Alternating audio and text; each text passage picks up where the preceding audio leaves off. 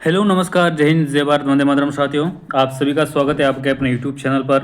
आज की इस क्लास में हम राजस्थान हाईकोर्ट चतुर्थ श्रेणी कर्मचारी भर्ती 2026 के लिए राजस्थान कला एवं संस्कृति से संबंधित महत्वपूर्ण सवालों पर बात करेंगे।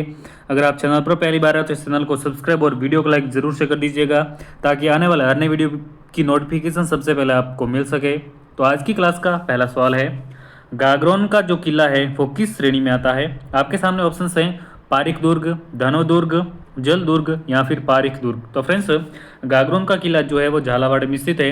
तो ये जो किला है वो किस श्रेणी में आता है। तो सवाल नंबर 1 का ऑप्शन 3 राइट आंसर हो जाएगा। ये जो गागरोन दुर्ग है फ्रेंड्स, ये जो गागरोन का किला है ये जल दुर्ग की श्रेणी में आता है। तो सवाल नंबर 1 का ऑप्शन नंबर 3 राइट आंसर हो जाएगा। आगे बढ़ते हैं, इसकी व्याख्या देख लीजिए। जल दुर्ग ऐसा दुर्ग होता है, ये चारों ओर पानी से घिरे होते हैं। यानी कि जो जल दुर्ग होते हैं ये चारों ओर पानी से घिरे होते हैं। उदाहरण के तौर पर गागरोन दुर्ग जो कि झालावाड़ में है ये एक जल दुर्ग है। भैंसरोडगढ़ दुर्ग चित्तौड़गढ़ वाला ये भी एक जल दुर्ग है। आगे बढ़ते हैं, सवाल नंबर 2 है, अमीर रासो के अनुसार रणथंभौर किले का प्रारंभिक नाम क्या था। ऑप्शन है रणस्तंभपुर, रणदेवपुर, रणथंभपुर या फिर रणथंभपुर। रणथंभपुर या फिर रणथंभपुर। तो फ्रेंड्स, अमीर रासो ये एक रचना है। अमीर रासो रचिता कौन थे, इसका आपको जवाब कमेंट बॉक्स में कमेंट करके बताना है। तो आपके सामने सवाल नंबर 2 का आंसर हो जाएगा ऑप्शन नंबर 1। अमीर रासो के अनुसार रणथंभौर किले का जो प्रारंभिक नाम था फ्रेंड्स वो रणस्तंभपुर था। तो सवाल नंबर 1 का ऑप्शन नंबर 1 हमारा राइट आंसर हो जाएगा। चलिए आगे बढ़ते हैं, सवाल नंबर 3 है, किस दुर्ग का प्रवेश द्वार नौलखा दरवाजा के नाम से जाना जाता है। तो आपके सामने ऑप्शन है फ्रेंड्स चित्तौड़, सिवाना, जालोर या फिर रणथंभौर। तो फ्रेंड्स, इनमें से कौन से दुर्ग का जो प्रवेश द्वार है वो नवलखा दरवाजा या नौलखा दरवाजा के नाम से जाना जाता है। तो आपके सामने सवाल नंबर 3 का ऑप्शन नंबर 4 हमारा राइट आंसर हो जाएगा। रणथंभौर दुर्ग का जो प्रवेश द्वार है वो नवलखा दरवाजा के नाम से जाना जाता है। तो आपके सामने सवाल नंबर 3 का ऑप्शन नंबर 4 राइट आंसर हो जाएगा। चलिए अगला सवाल है, गागरोन का किला किन दो नदियों के मध्य स्थित है। आपके सामने ऑप्शन हैं चंबल और बेडस नदी, बनास और लूणी नदी, सुगड़ी और खारी नदी या फिर काली सिंध और आहू नदी। फ्रेंड्स, अगर आप बीएसटीसी, पीटीटी या सीटी के एग्ज़ाम की तैयारी कर रहे हैं तो उन एग्ज़ाम्स के लिए भी ये सवाल काफ़ी इम्पोर्टेंट है।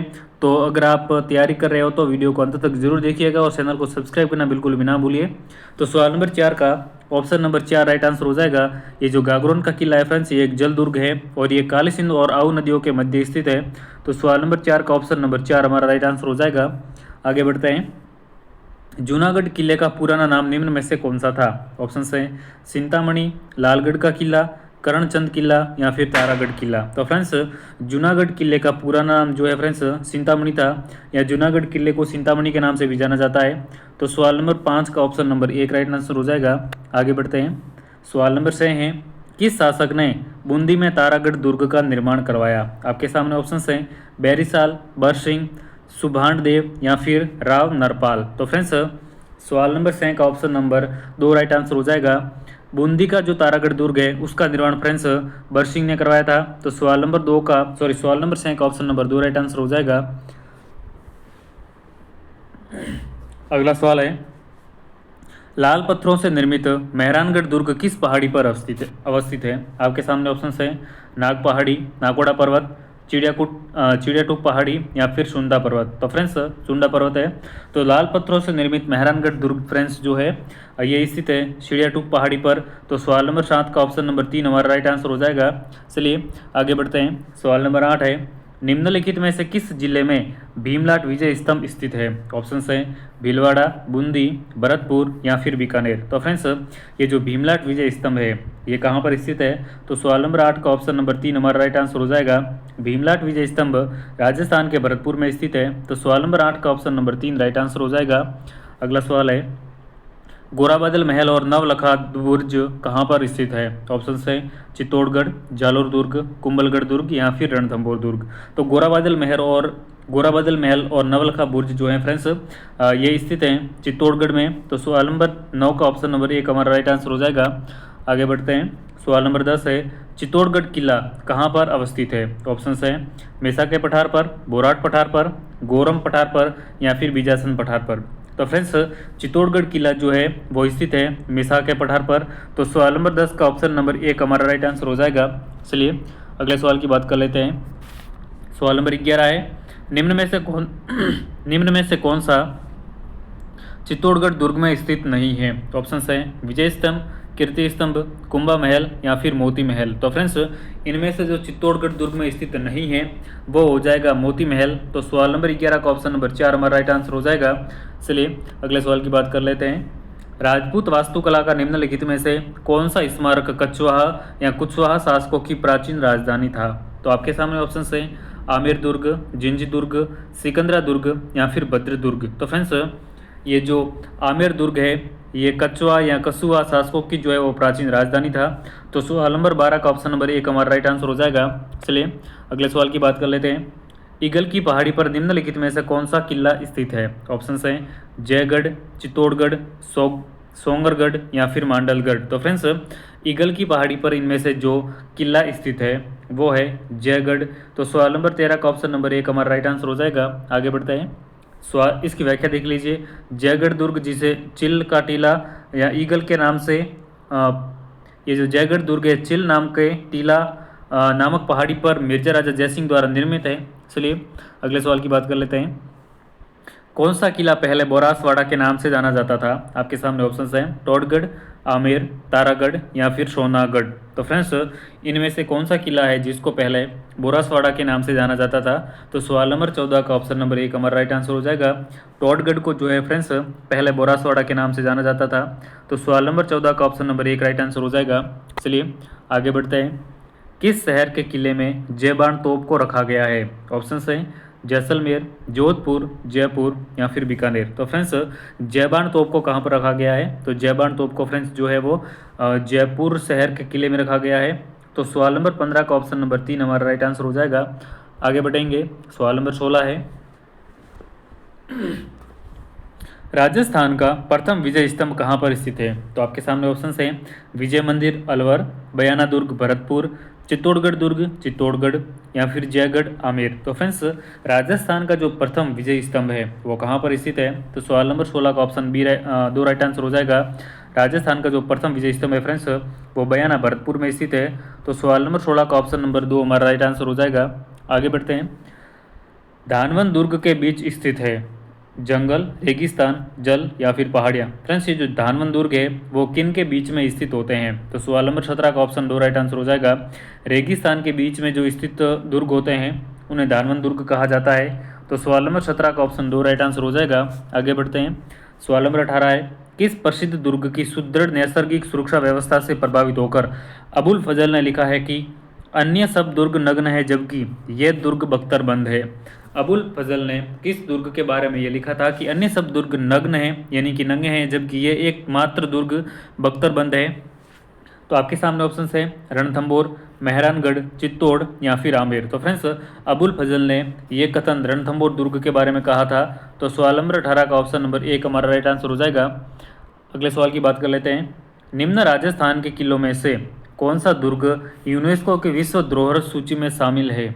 फ्रेंड्स राजस्थान के 6 किलों को जो है वो 2013 में यूनेस्को की विश्व धरोहर सूची में शामिल किया गया था। इनमें से कौन सा जो है वो शामिल है? तो ऑप्शन है तारागढ़, जयगढ़, जूनागढ़ या फिर आमेर का किला। तो फ्रेंड्स सवाल नंबर 19 का ऑप्शन नंबर 4 राइट आंसर हो जाएगा।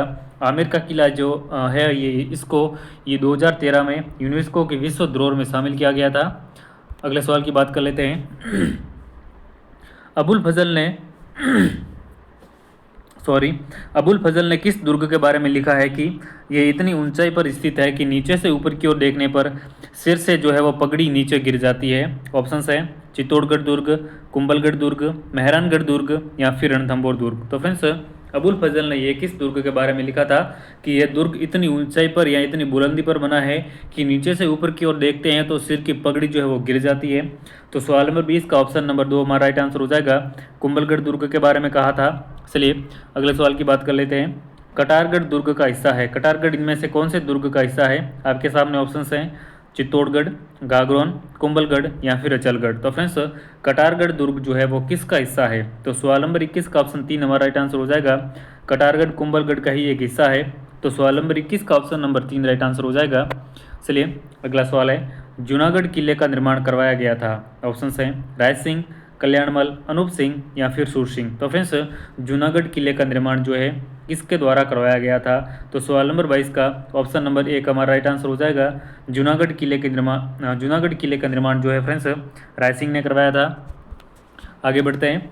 राजस्थान के किस किले में त्रिनेत्र गणेश मंदिर स्थित है? आपके सामने ऑप्शंस हैं रणथंभौर, चित्तौड़गढ़, जालोर या फिर सिवाना। तो फ्रेंड्स त्रिनेत्र गणेश मंदिर जो है वो रणथंभौर के मध्य स्थित है। तो सवाल नंबर 23 का ऑप्शन नंबर 1 राइट आंसर हो जाएगा। सवाल नंबर नेक्स्ट है, बयाना दुर्ग स्थित वरिक विष्णुवर्धन विजय स्तंभ किस काल का माना जाता है? आपके सामने ऑप्शंस हैं सल्तनत काल का, मुगल काल का, मौर्य काल का या फिर गुप्त काल का। तो फ्रेंड्स सवाल नंबर 24 का ऑप्शन नंबर 4 हमारा राइट आंसर हो जाएगा। ये जो स्तंभ है फ्रेंड्स ये गुप्त काल का माना जाता है। तो सवाल नंबर 24 का ऑप्शन 4 राइट आंसर हो जाएगा। सवाल नंबर नेक्स्ट है,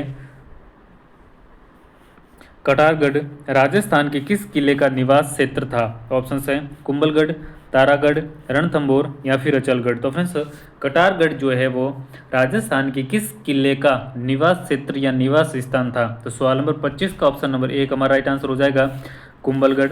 चलिए आगे बढ़ते हैं, अगले सवाल की बात कर लेते हैं। बाला किला राजस्थान के किस जिले में स्थित है? ऑप्शन है जयपुर, अलवर, अजमेर या फिर जोधपुर। तो फ्रेंड्स बाला किला जो है वो राजस्थान के किस जिले में स्थित है? तो सवाल नंबर 26 का ऑप्शन नंबर 2 हमारा राइट आंसर हो जाएगा। बाला किला फ्रेंड्स राजस्थान के अलवर जिले में स्थित है।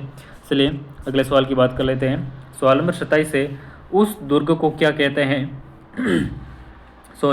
उस दुर्ग को क्या कहते हैं जो दुर्गम पहाड़ियों, कंटीली झाड़ियों तथा ऊंची पहाड़ियों पर निर्मित होता है? ऑप्शन है ओदक दुर्ग, पारिक दुर्ग, एरन दुर्ग या फिर दानवन दुर्ग। तो फ्रेंड्स ऐसा दुर्ग जो दुर्गम पहाड़ियों, कंटीली झाड़ियों और ऊंची पहाड़ियों पर निर्मित होता है, ऐसे दुर्ग को जो है फ्रेंड्स एरन दुर्ग कहा जाता है। तो सवाल नंबर 27 का ऑप्शन नंबर 3 हमारा राइट आंसर हो जाएगा।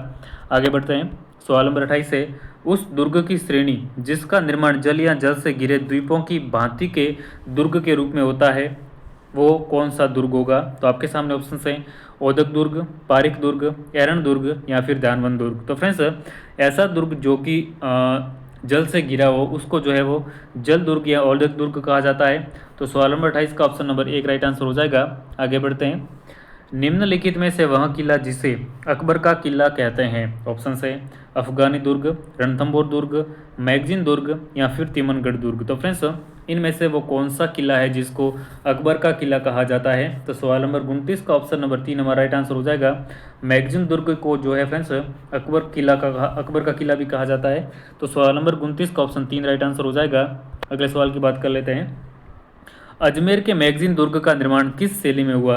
आपके सामने ऑप्शन है यूनानी शैली, अफगानी शैली, पंचायतन शैली या फिर मुस्लिम शैली। तो फ्रेंड्स अजमेर के मैगजीन दुर्ग इसका जो निर्माण है फ्रेंड्स मुस्लिम शैली में हुआ है। तो सवाल नंबर 30 का ऑप्शन नंबर 4 हमारा राइट आंसर हो जाएगा। तो फ्रेंड्स ये थी अपनी आज की क्लास, और आज की क्लास में हमने राजस्थान के जीके से संबंधित 30 महत्वपूर्ण सवाल कवर किए। आपको कमेंट बॉक्स में कमेंट करके बताना है कि आपके इनमें से कितने सवाल राइट हुए।